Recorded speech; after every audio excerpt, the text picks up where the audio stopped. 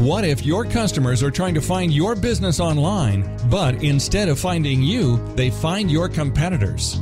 Now, more than ever, it's time to make sure you have the right SEO to make your business stand out online. Welcome to Go Mind Your Business with Terri Bork, presented by Extreme Marketing Concepts, putting your business in front of the hungry herd of buyers who are looking for you right now. Extreme Marketing Concepts, helping you drive more traffic, dominate the market, and crush your competition. And now, here's Terri. Hello, everybody, and welcome to another edition of Go Mind Your Business on All Your Business Radio, brought to you by the TalkWad Network. My name is Terri Bork, and I am really happy to be with you all again today. My special guest today is Chirs Hugues, owner of Garden Living Designs. Welcome, Chris. How are you? I'm great, Terri. Thanks for having me. I'm really excited about being here. Good. I'm really excited to have you here today as well. Chris, like I said, is with Garden Living Designs, and he's going to talk to us about transforming your yard into a showcase that you can enjoy for this winter season that we're having, which is absolutely glorious, and then throughout the entire year as well. And we're going to find out how simple it is to truly create that yard of your dreams. Our show today is brought to you by Extreme Marketing Concepts. Extreme Marketing Concepts helps put the hungry herd of buyers who are looking for your business in contact with you online. So give them a call for all of your internet marketing needs. You can reach Extreme Marketing Concepts at 813-863-1452. So again, I'm speaking with Chirs Hugues of Garden Living Designs, LLC. You can visit his website at gardenlivingdesigns.com. I want to tell you a little bit about Chris before we get started on our program today. Chris is the founder and president of Garden Living Design, LLC. He designs and builds beautiful outdoor living spaces, including patios, pools, walls, outdoor kitchens, and garden structures. His clients can relax while he coordinates and oversees their project from concept through construction, and he believes that his clients should be able to build the yard of their dreams without the stress of dealing with contractors or the problems that could come up. He takes total ownership of the projects that he does, and he ensures that everything is built right, and he proactively addresses any issues. Chris has served as the secretary-treasurer, vice president, mentoring coordinator, post-meeting visitor host, issues champion at the BNI Movers and Shakers chapter in Tampa, Florida. And he's also a director consultant for BNI West Central Florida. Chris has a degree in mechanical engineering from Lafayette College in Eastern Pennsylvania, and he's been a project manager for over 32 years. During his career, he's worked at Exxon Research and Engineering, an interior construction company in New York City, and a pharmaceutical consulting company, and a landscape architect both in New Jersey and in Tampa.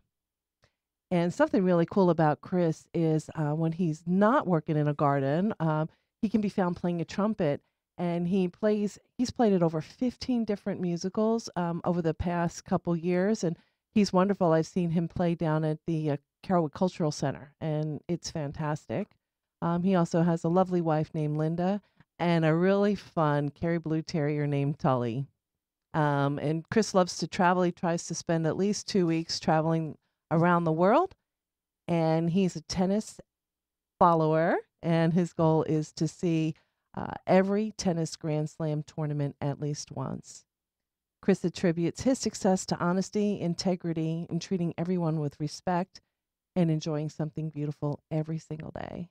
And again, Chris, welcome to our program. I'm so glad you're here. Thanks, Terri. Like I said, even though it's a beautiful day out there today, and I would kind of like to be outside, I'm really happy to be here with you today. Oh, good. You know, it's funny. The weather today, it's reminding me of like late February, early March weather. It's so gorgeous. This is not January weather. But we'll take it. Oh, absolutely. Not complaining one bit. So, yeah, this is absolutely the reason why I'm down here. And, I'm in a new home, and I have a new garden, and wanting to be in this new house, looking outside going, ooh, what can I do? What can I do?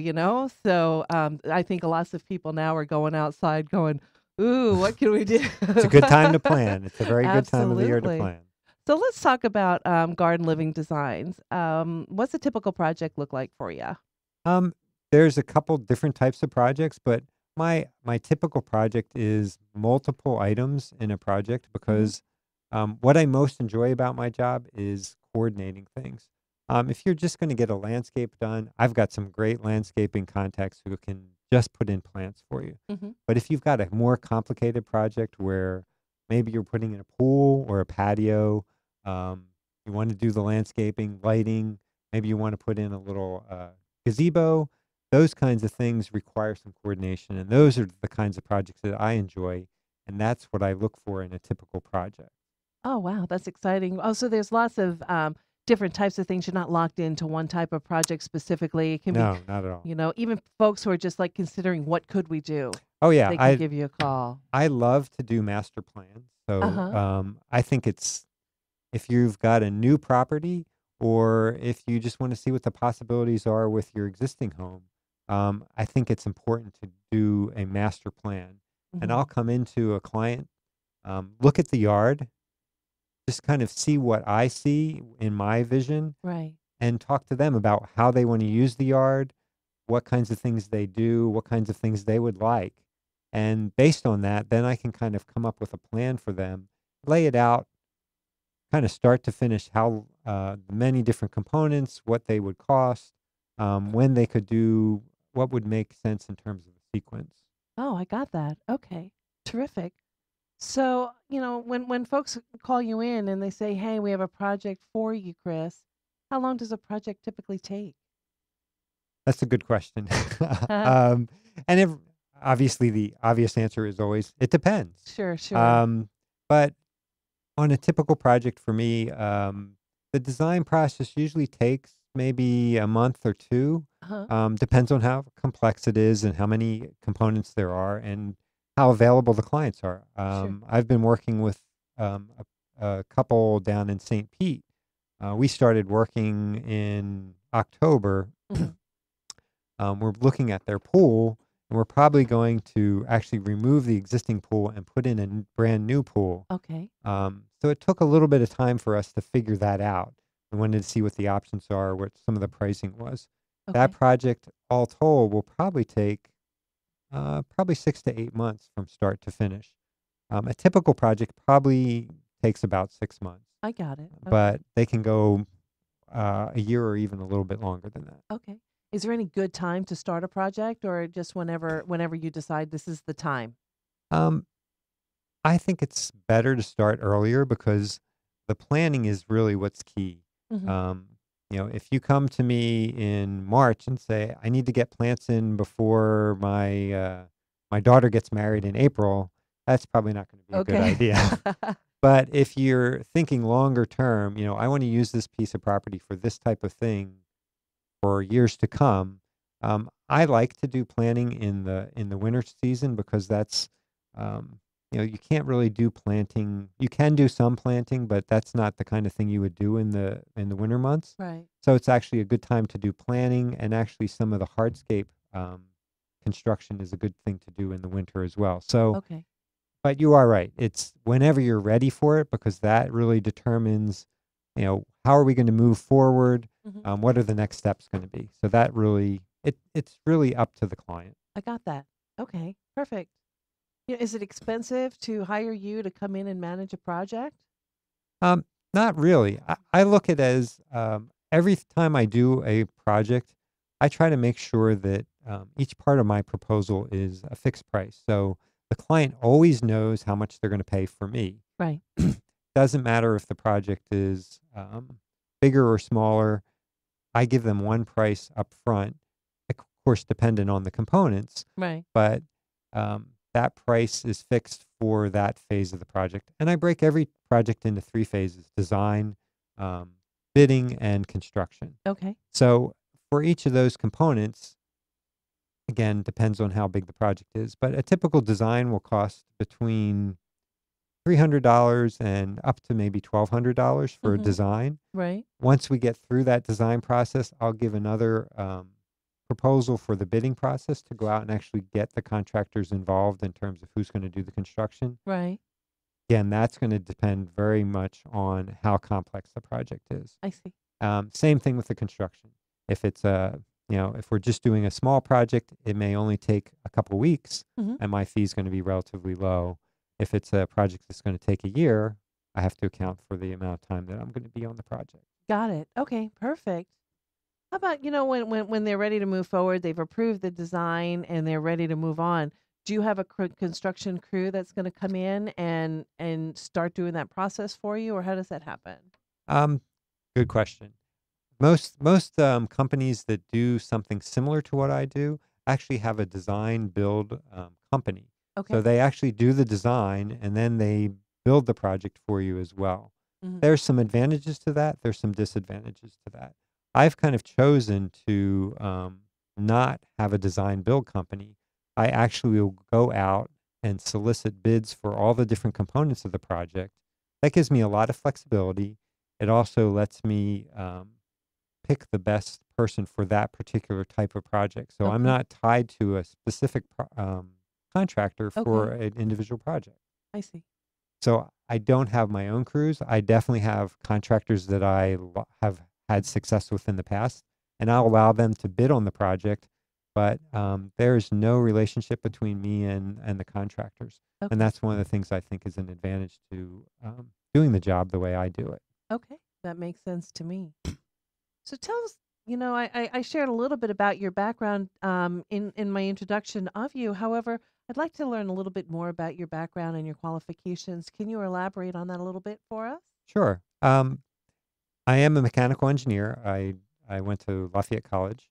Uh, Loved mechanical engineering, but mostly because of what it taught me how to do in terms of the breadth of what to do, how to do things, and the analytical side of things. I've always been very analytical. I've loved Mm-hmm. that aspect. Yeah.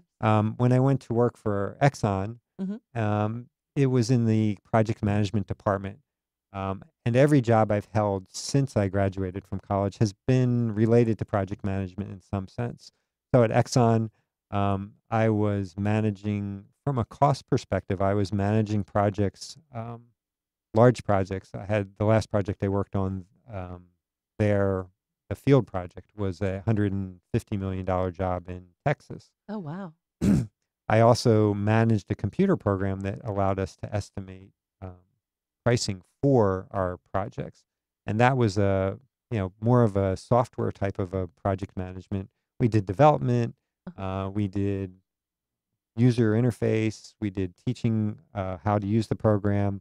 I did that all over the world. Sure. So Wow.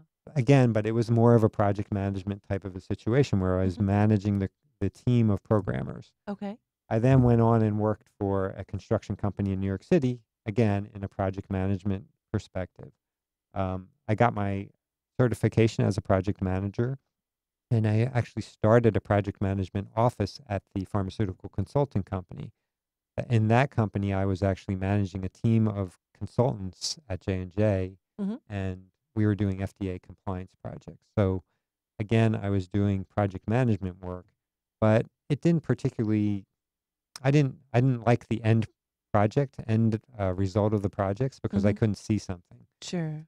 So my next job was actually to go work for a landscape architect in New Jersey, Hmm. and I did it as an intern. And they were a design build contractor, Right. so I got to see the whole array of things. I got to see how my background I could actually apply that project management background to actually managing projects that were landscaping oriented. And I always loved doing landscaping projects myself. So it was kind of a natural progression. And when I moved to Florida, I Hmm. mean, this is a This perfect is environment outside. Yes. for doing this type of project. And again, I found a landscape architect that I worked with for a number of years. I did the construction side of the projects, and he was the designer. So it was a fantastic experience, and it really allowed me to see how I could apply that project management background into how I work with clients, work with contractors. It's pretty seamless actually. Hmm. Okay. Great. Get that. If you're just joining us, I'm speaking with Chirs Hugues of Garden Living Designs, LLC. If you have questions about your landscaping and how you can make it just beautiful this summer and for always, you can give him a call by calling 813-951-5380. So, Chris, does it matter how large or small someone's property is? I actually, you might be surprised, but I actually like the small yards Uh-huh. because it's more of a challenge. Mm-hmm. From a logistical standpoint, it's more interesting, and that's one of the things I love about my job is coordinating those projects. So it doesn't really matter whether it's small or large. The complexity of what you can achieve in a bigger space is obviously a little bit more interesting. Mm-hmm. Um, but the challenge of doing what somebody wants in a smaller space is also, I find it really rewarding. So Sure. a lot of projects that I do in South Tampa have that challenge, Right, and right. it's very interesting to do that, I think.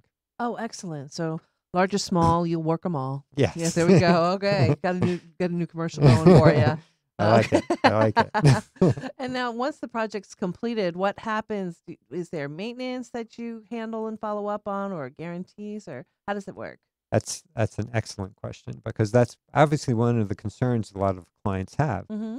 If I put some plants in or I put a patio in or a pool, what happens at the end? Mm-hmm. And the contractors have a contract directly with my homeowners. Okay. So there is a tie to them, to the contractors directly. But I always work with my clients to get involved in that process. So if they do have a problem, again, my goal is to make it easy for them to do their project.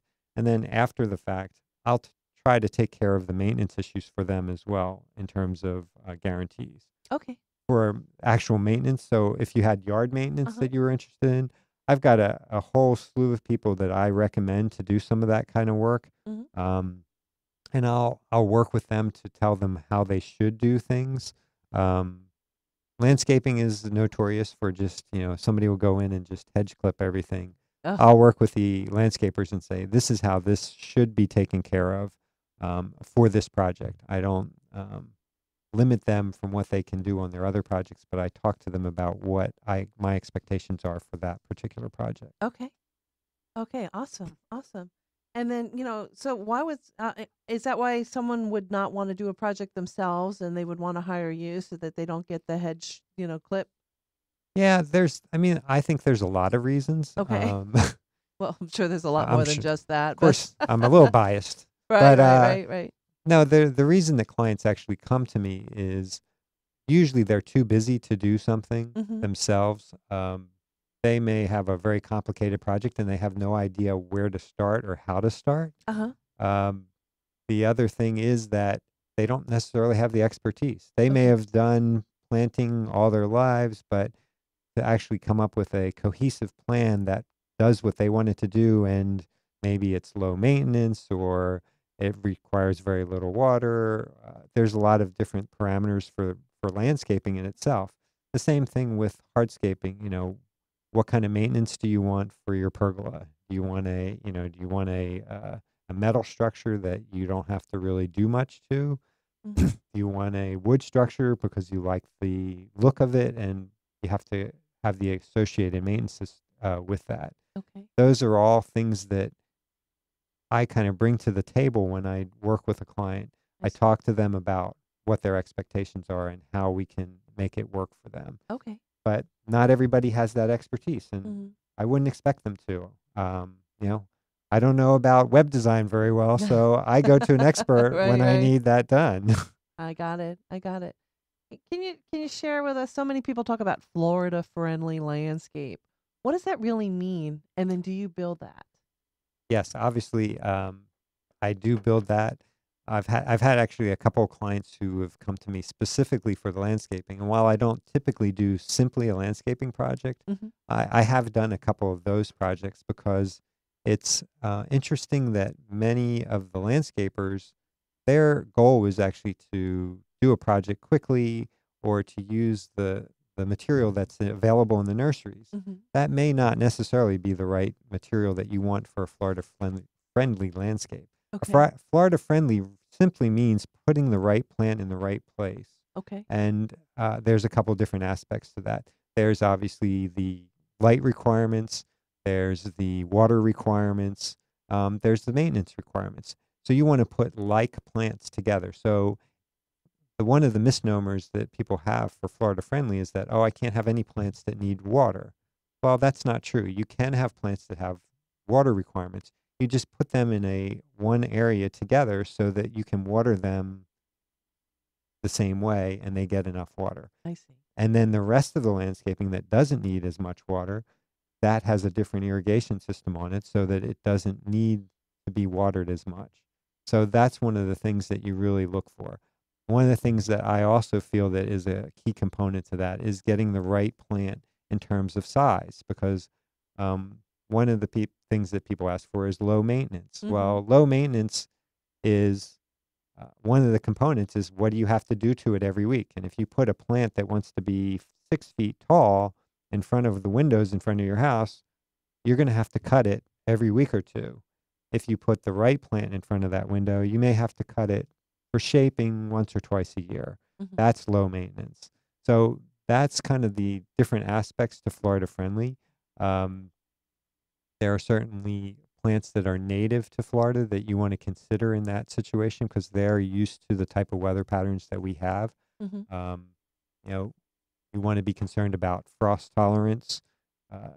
Unfortunately, in Tampa, we're just at the borderline of where some people want to put in some of the palms that we could put in if we were in Sarasota. We can't put in Tampa because we have threats of frost, and Right. they can cause some damage to the landscaping. So there's considerations in what makes sense for the area. Okay, I got that.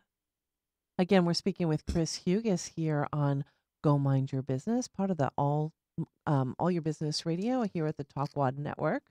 My name is Terri Bork. So, Chris, when folks are doing, or what do you exactly do when we call you up and we say, "Hey, can you come out?" What's like a process that you could walk us through so we know how to partner with you? Oh, process. I love processes. Yes. um, I've kind of alluded to it a little bit earlier, but every project I have has 3 phases: a design phase, Uh-huh. a bidding phase, and a construction phase.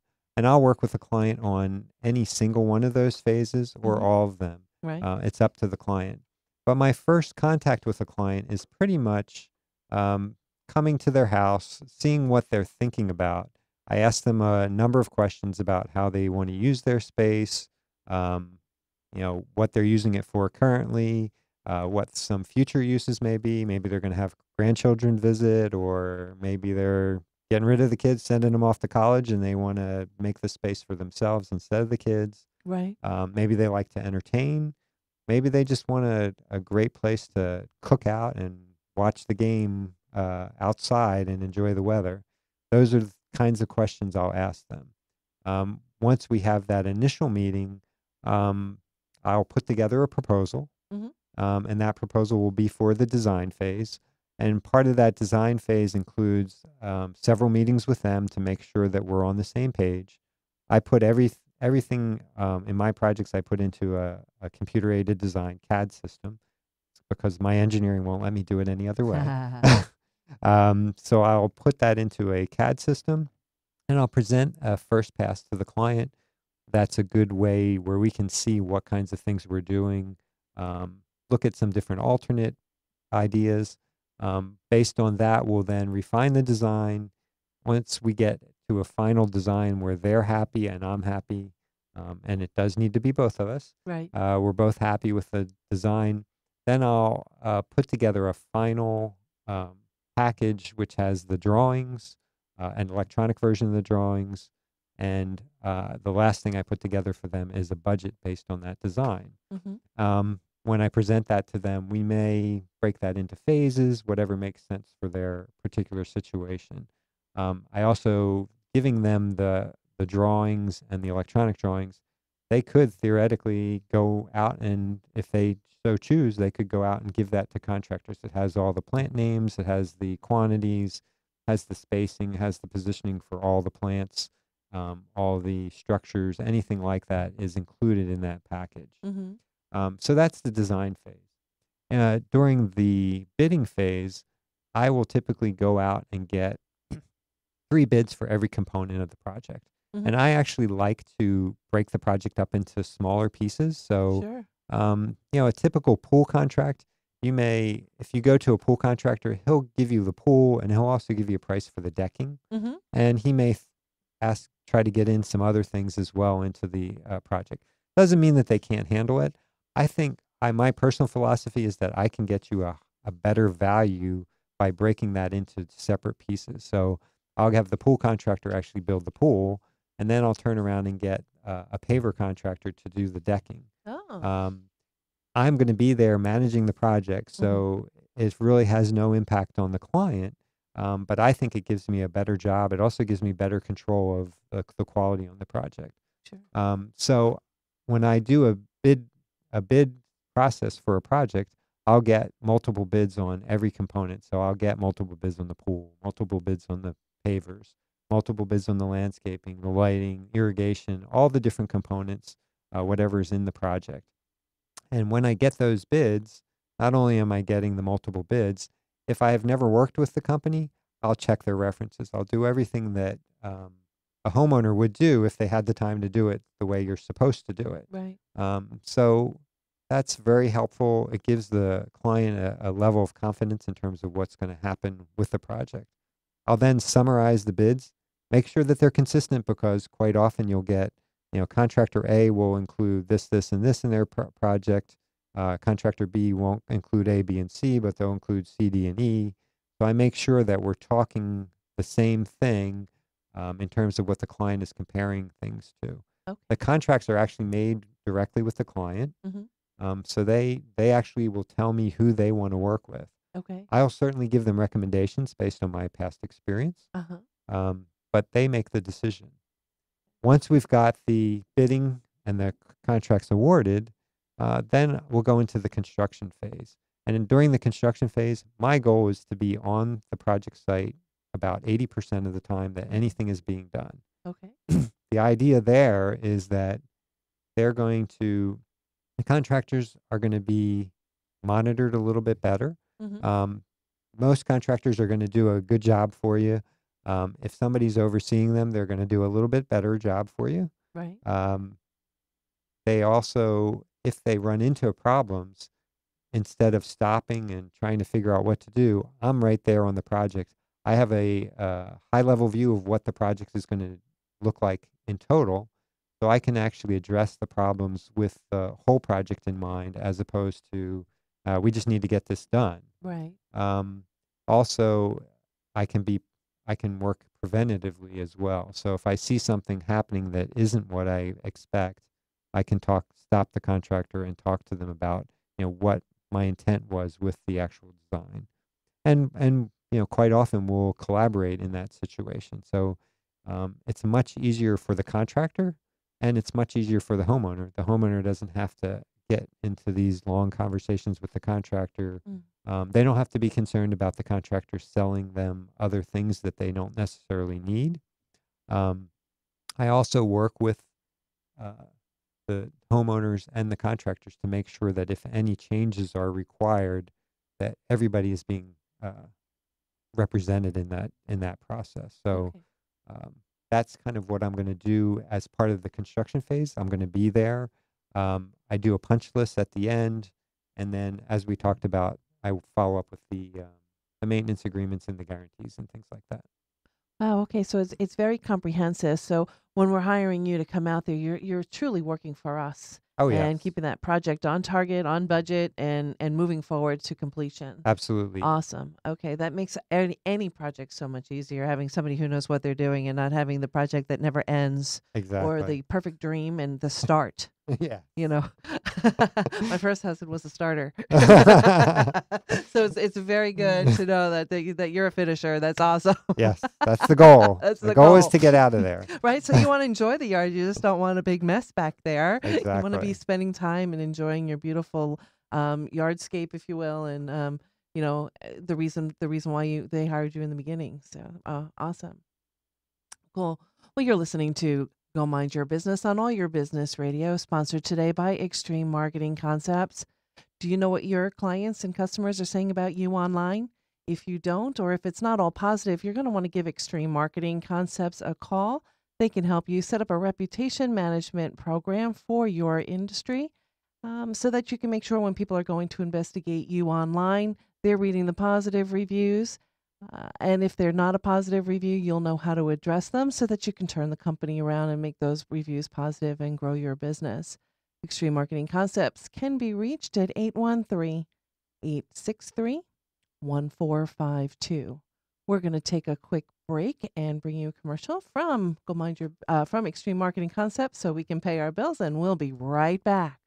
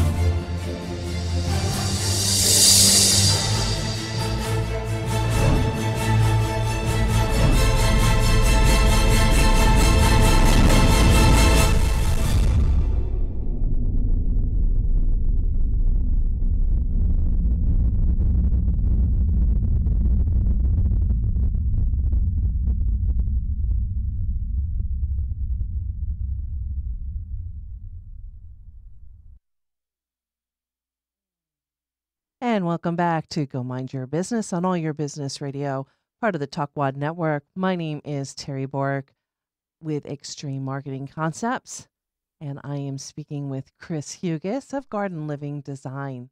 If you'd like more information about Chirs Hugues and his company, or to see some of the beautiful work that they've done and learn more about them, you can visit their website at www.gardenlivingdesign.com. And if you have any questions, Chirs is located in the Tampa area, and you can reach him at 813-951-5380. So, Chirs, let's go back to talking about your design work, and we're speaking with Chirs about designing the yard that you truly wanted, so you can spend more time outside with your family in a space that you feel really comfortable in. Where do you get your inspiration for your projects? Good question. I mean, I've traveled a lot during my life, and that's one of the things. I mean, you mentioned that in my introduction. I love to travel. Mm-hmm. Lately, my wife and I have been trying to take at least one large trip a year. Mm-hmm. In the last few years, we've kind of made a point to go to Europe. That is a huge source of inspiration for both me and my wife. Mm-hmm. So Italy, France. We've got hopefully planning a trip to England soon, Australia. Those are all places that are going to give me inspiration. I Mm-hmm. love to be outdoors. So just being outdoors rejuvenates me, renews me. So put me in a beautiful place, and it really creates inspiration as well. I also obviously subscribe to a lot of professional magazines and garden design magazines, horticulture magazines, things Mm-hmm. like that. And I keep a hoard of those. I'm not quite a hoarder, but I've got a number of several piles of those magazines, and every once in a while I'll page through them, usually looking for specific things for a specific client. Mm-hmm. But I'll flip through them and dog ear some things that are of interest to me, or tag them with sticky notes or something like that. Mm-hmm. But that's a huge inspiration. Also, just driving around the Tampa area, Uh-huh. there's lots of beautiful places, and it may just be one fountain or a group of plantings. It doesn't have to be an entire project that I would look at as an Mm-hmm. inspiration, but I'll see different things. I love to go to the botanical gardens. Yes, beautiful. Yeah, that's one of the huge things that we like. We went to the Sarasota Botanical Gardens, the Marie Selby Gardens, a couple months ago, and truly inspirational. Oh, So absolutely. Yeah. it's all around us, I think. Mm-hmm. Mm-hmm. Well, and that's probably, I don't know. I go to the gardens, and I am not a plant person. I don't know if this is a watering plant or one that doesn't want water and brown thumb, but I try. But I get my inspiration where I be like, "Ooh, I love this flower. I love this plant." I can take a picture of it, and I can come to you and say, "You know what? I want to design something around this type of plant. What can we do, and how can we enhance that?" Can you work Exactly. with me that way Oh a yeah, lot? Yeah. absolutely. Okay. Awesome. I usually one of the questions I usually ask my clients when we start talking about plants is, Hmm. you know, what plants do you like, or what type of a look do you like? Do you want tropical? Do you want a more manicured look? You know, maybe you're from New Jersey like I am, and you want the New Jersey look. Right. New We Jersey has a can. look. Well, there's certain plants that were common in New Jersey, Sure, so sure, sure. there are kind of replacements for most areas of the country. You know, if Right. you liked a certain type of plant, we can find something that has a similar look. It may not be the same family, it may not be the same type of plant, may not even have the same type of flowers, but it may look like that plant or similar to that plant enough times during the year that it would kind of meet your requirements. Oh, I got that. Okay. Now, I'm curious, Chris. How do you decide if a project's been successful for you? Ah, I love that question. That's it's one of the things that kind of makes my job rewarding. Uh-huh. When I have a job that I finish, one of the most rewarding things I can get out of that job is when I go back a month or two later, and I find out that the homeowner's using that space exactly like we talked about. Mhm. They're using it every day. I had a client in South Tampa that we redid their pool. We put in an outdoor kitchen. We put in a fire pit. We actually redid the seawall and the dock, lots of different things. But um, they used that literally every day. They had parties almost every weekend. If they didn't have parties, their neighbors were asking them if they could have parties Oh my there. goodness. So it was a perfect situation. And to me, it wasn't the most extravagant project. There was a lot of components, but it was exactly what the client wanted. And, the telltale sign of that was how much they used it. So Mhm. for me, that was an extremely successful project. Oh, that's terrific. Is there anything that the homeowner really needs to consider when they're starting an outdoor project? I mean, there's a lot of things that they should consider, but I think I would take it back to that master plan, Uh-huh. because you need to think about what you want overall in the project. Where do you want to head? Keep the end in mind. That's Mhm. always an important thing. Um, this this project I was telling you about in St. Pete, where we're probably going to replace the pool. Mhm. I talked to that client, and their original idea was, oh, we just want to redo the pool, make it smaller. Um, but the more we talked, I realized that they're going to be there forever. I mean, they're a young couple. Mhm. Um, they they love being on the water. They love sitting out, having their coffee in the morning, entertaining friends. And this yard didn't accommodate that. That was one of the reasons they wanted to shrink the pool, because it really didn't accommodate the entertaining they wanted. They didn't get as much enjoyment out of the space that they could, because the pool was an awkward shape. Mhm.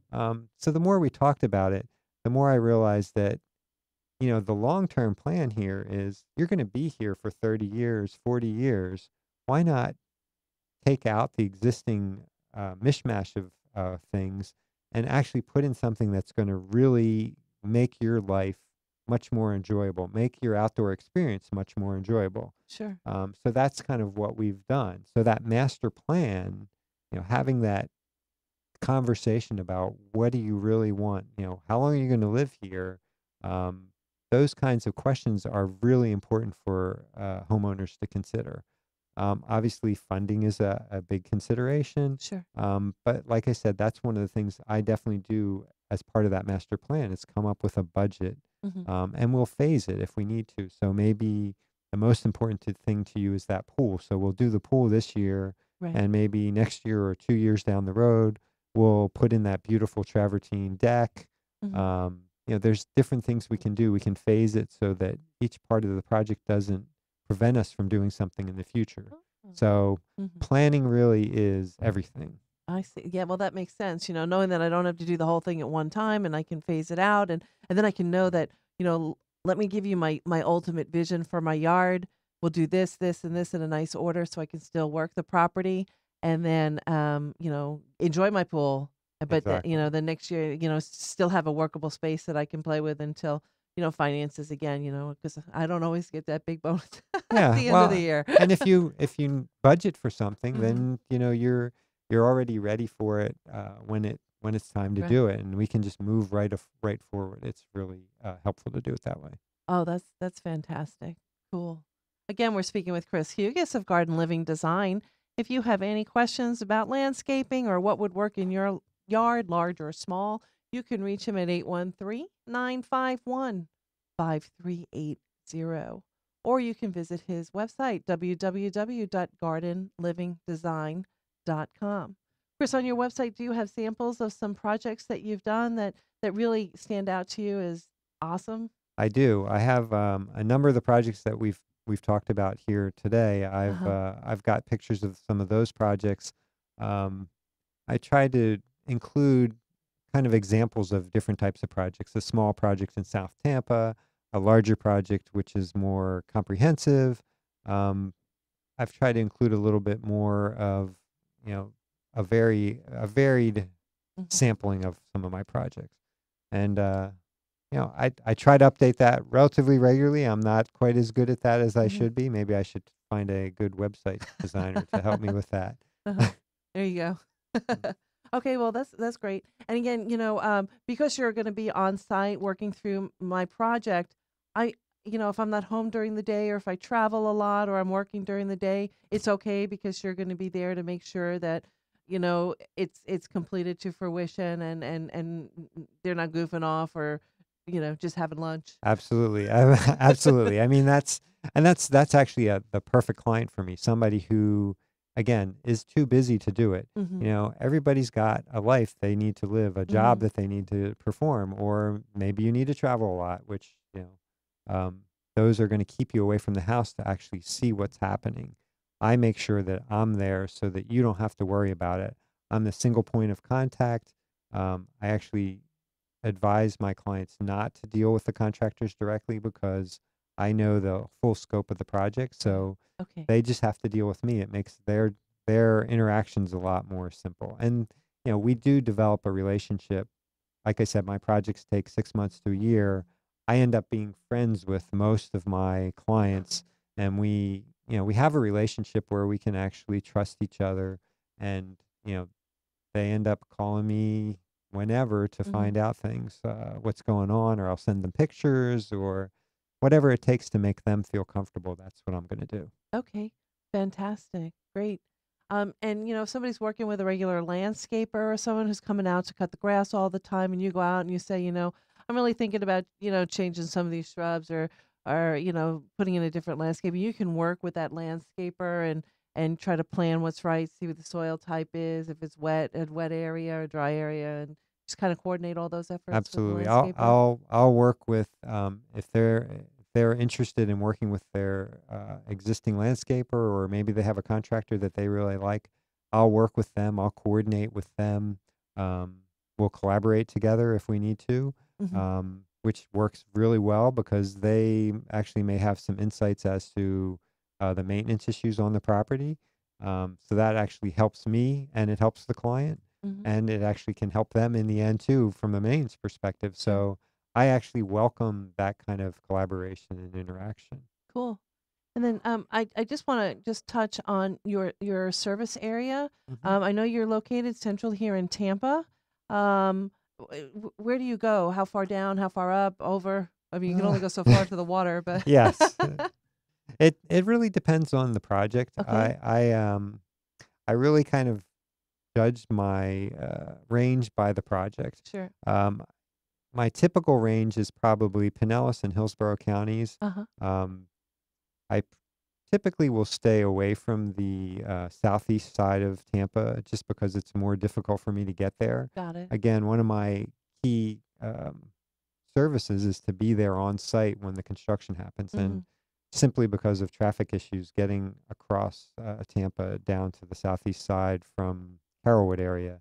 That's a challenge. So it's not my first choice of where I'm going to do projects. But for the right project, I would definitely make it work. Sure. Uh-huh. But yeah, it's typically Pinellas. I'm doing a project down in St. Pete Beach right now. Right. I've done projects in Pasco County as well, up in Land O'Lakes area and above that. So I have a pretty broad range that I'll work, but Okay. it's really more about the project. Okay, perfect. I get that. Is there anything else you'd like to share with our audience today before we have to go? I think we've covered most of it. I Okay. really appreciate the opportunity to speak with you, and I really have enjoyed today. And thank you for having me and asking me some great questions. Oh, great. Well, I am so glad to have had you, especially at this time of year. Well, any time of year would be a great time to have you, but especially Exactly. right now when people are planning and the weather is perfect, it makes you go outside and go, oh, we got to do something finally with our yard. Yep. This is the time. So don't hold back. Give Chris a call. You can reach him at 813-951-5380.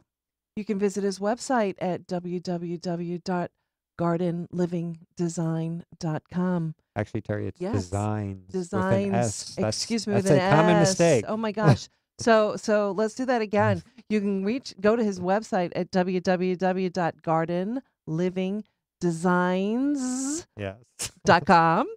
and you can call him at 813-951-5380. My name is Terri Bork, and I am with Extreme Marketing Concepts. We're putting you in front of the hungry herd of buyers who are looking for your business right now. Looking to get seen online, give us a call at 813-863-1452.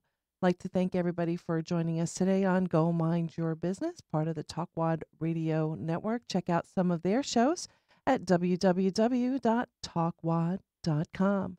We will see you next time on our program, and until then, go mind your business. Have a great day.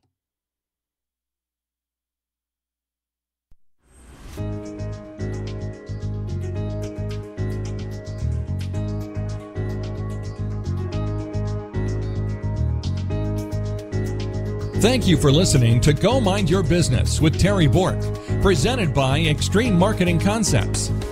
If you want to drive more traffic, dominate the market, and crush your competition, find out how by visiting our website, www.extrememarketingconcepts.com. And join Terri next time for another episode of Go Mind Your Business.